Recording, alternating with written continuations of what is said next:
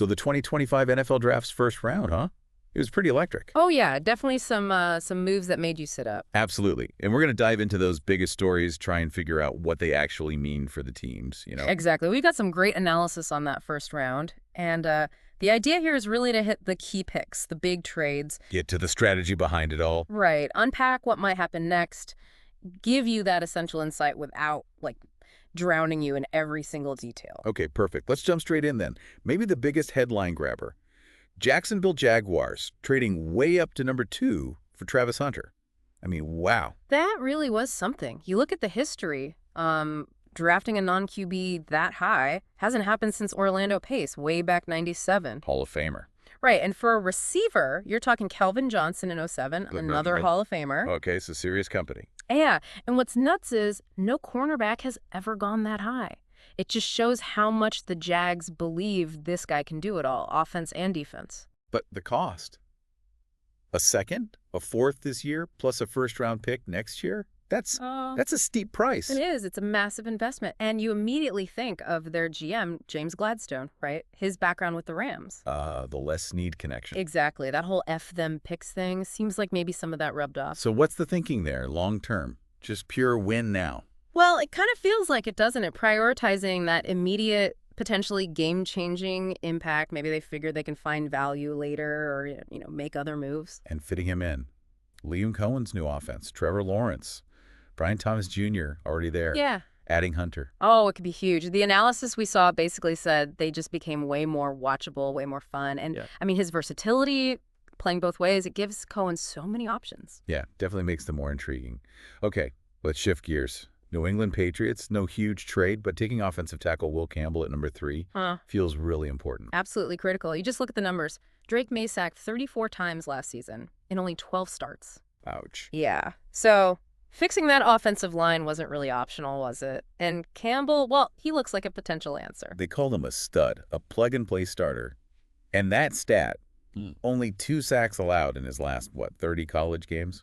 That's pretty remarkable consistency. It suggests, he's got the technique, the strength, the awareness. He seems like the real deal against pass rushers. Not just a physical specimen, but smart too. Exactly. That high football IQ, recognizing stunts, blitzes, it's just so valuable, especially for protecting a young quarterback like May. And you saw that quote from him, "I'm going to fight and die to protect them." That sounds exactly like the kind of attitude Mike Vrabel wants in Foxborough. Oh, absolutely. Building that tough, gritty culture after a few down years, guys like Campbell, with that mindset and that skill set up front, they can really set the tone. Could be a turning point kind of pick for them. Potentially, yeah. It sends a clear message. We're protecting our guy. We're building from the trenches. All right, let's head to Indy. The Colts picked up tight end Tyler Warren.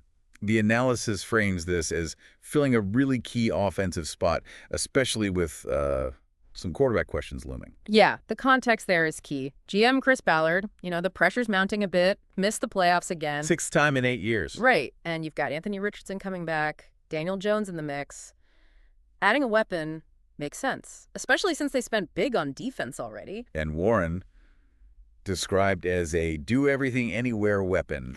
Blocks, catches downfield. Sounds like the kind of tight end they haven't really had since maybe Dallas Clark. That's the comparison being made, that kind of versatility. It's huge for an offense. It creates mismatches, forces the defense to declare what they're doing. He's not just a receiver, not just a blocker. So he can stress defenses in multiple ways. Exactly. Opens things up, and the point was made. If Richardson does win that QB job, having a reliable, versatile guy like Warren could actually help them get a much better read on Richardson's true potential, gives him a safety valve and a playmaker. Interesting.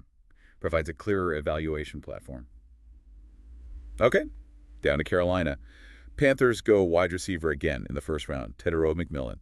2nd year in a row. Yep, after Xavier Legette last year, it's crystal clear what the mission is. Get Bryce Young help. After that rough rookie season. Exactly. They have to build around him, give him more targets, make his life easier. And McMillan's big selling point seems to be this exceptional catch radius. What does that practically mean for a QB like Young? Basically, he gives Young a bigger window to throw into. If a pass isn't perfect, maybe a bit high or wide, McMillan's got the length and hands to go get it. So more forgiving for the quarterback. Especially a quarterback who might be under pressure. It just increases the chances of completing those tougher throws. Less margin for error needed. And apparently other teams were sniffing around, wanted to trade back into that spot. But GM Dan Morgan held firm. Yeah, that tells you something, doesn't it? Sticking to their guns like that means they must really love McMillan and his fit for them. High conviction pick. All right, now for that late night move. The New York Giants, trading back into the first round for QB Jackson Dart, kind of changed the narrative there. It did, because before that, you were maybe looking at Russell Wilson, Jameis Winston, and thinking, okay, this could be a tough year for the Giants. Yeah, the outlook wasn't exactly rosy. So drafting Dart, even though he likely won't start right away, it injects some hope, right? A potential starter of the future, changes the conversation around their QB room long term. And Wilson starts, Dart learns. Less pressure. Exactly. He gets time to adjust to the NFL speed, learn the system, develop behind veterans.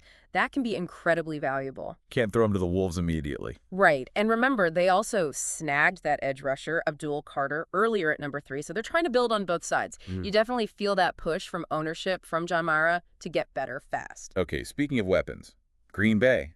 Packers taking wide receiver Matthew Golden. First time they've taken a receiver in round 1 in.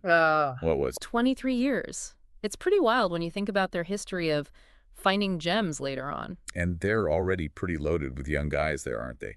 Deebs, Reed, Watson, Tucker Kraft at tight end. Yeah, it's a deep room already. So adding Golden, who's apparently a real speedster, but offers more than just speed, it just gives Jordan Love another weapon. More firepower. Making his strength even stronger. Seems like it, giving Love every possible chance to succeed. All right, one more. Philadelphia Eagles. Yeah. They keep doing what they do. Drafting defense, grabbing linebacker Jihad Campbell. No surprise there, really. Fits their MO perfectly. Howie Roseman loves those SEC defenders. And their Super Bowl win wasn't that long ago, built on a dominant defense. Exactly. They stick to their philosophy. And apparently they had Campbell really high on their board, like in our top 10, so they clearly felt they got great value. Even with the knee concerns mentioned, that might have made him drop a bit. Yeah, there were some medical flags apparently, but Philly historically hasn't shied away from that if they believe in the talent.